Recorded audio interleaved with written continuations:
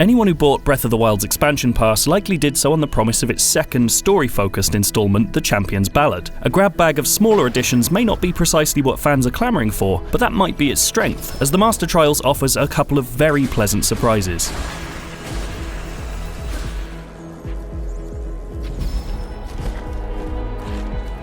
The headline act, without any doubt, comes in the form of the Trial of the Sword. You hopefully remember Eventide Island, the amazing part survival game, part XCOM Iron Man mode hidden in Hyrule's southeastern corner from the main game. This is Eventide on a grand scale. Provided you've earned the right to hold the Master Sword, you'll now be given the option of plonking it right back into its pedestal and progressing through a series of 45 one-shot rooms, most of which are specific combat trials. You'll begin with no armour, no weapons, and no Divine Beast powers, scavenging what you can along the way. Die before you hit one of 3 checkpoints, and you have to do it all again. This is truly something for Breath of the Wild's endgame. But the idea of centering an endgame challenge around combat, one of Breath of the Wild's most simplistic features, might seem antithetical. That's because combat is only the means of progression. The challenge comes from applying all your knowledge of the wider game. Sets of stages work around similar themes, asking the player to engage with environmental conditions while killing off all of the stage's occupants.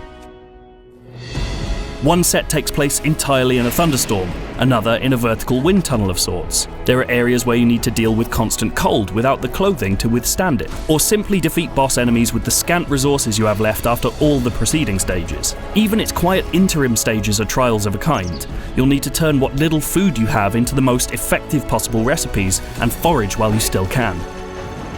Hitting each checkpoint in the trial may offer a permanent 10-point damage buff to your Master Sword, but, like Eventide Island, completing it really is its own reward. The upcoming story expansion is rightfully the most exciting post-release addition to Breath of the Wild, but it will genuinely have some trouble beating the pure adrenal fun of making it through the Trial of the Sword.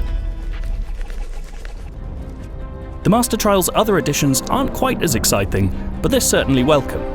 Hero's Path, for example, takes the last 200 hours of your time in the game and presents it as a scrawled track drawn across the game's map. Some might argue that such a useful navigation tool should have been in the game from the start, but there is an odd nostalgia invoked as you watch your whole journey flitting across Hyrule. The Travel Medallion is another utilitarian feature, allowing you to drop your own fast travel point anywhere in the world. Some will say that this should have been in the game from the start too. I'm not as inclined to disagree on that point. The weakest addition comes in the form of new clothing items, all of which are direct references to past games. Best of all of them is the Tingle outfit, just because it causes almost every NPC to recoil in horror when you approach. Sadly, while each offers a dose of fan service, the treasure hunts you're sent on to find them are very dull, and the effects of almost every new item won't be particularly useful to anyone who's spent a fair amount of time with the game.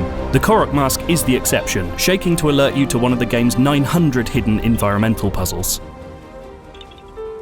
Thankfully though, there's a final edition. Only available from the main menu as a totally fresh start, Master Mode was previously referred to as Hard Mode by Nintendo, but it's not difficult to see why they'd opt for a more grandiose title upon release. Enemies are stronger, more vigilant, and regenerate health, sure, but Nintendo has crueler ideas up its sleeve. Familiar enemy placements are disrupted, with new mobs ready to swarm you in unexpected places, not least with the addition of weird floating platforms held aloft by still-living Octoroks. That there's an impossibly tough silver Lionel in the game's tutorial area speaks to how much of a challenge the mode will be. Nintendo's clearly aiming to indulge those looking for a real New Game Plus experience. It won't be for everyone, but Master Mode is a fantastic way of adding a lot by changing a little. That's emblematic of the Master Trials DLC as a whole. It doesn't make any epochal changes to the established Breath of the Wild formula, but by packing in one of the game's best quests, some welcome new features, and a hard mode to be reckoned with, it more than paves the way for the starrier story expansion to come. If you like this review, why not check out our video review of the full game? Or, if you want to see more of Eventide Island, check out our episode of Bit Fight.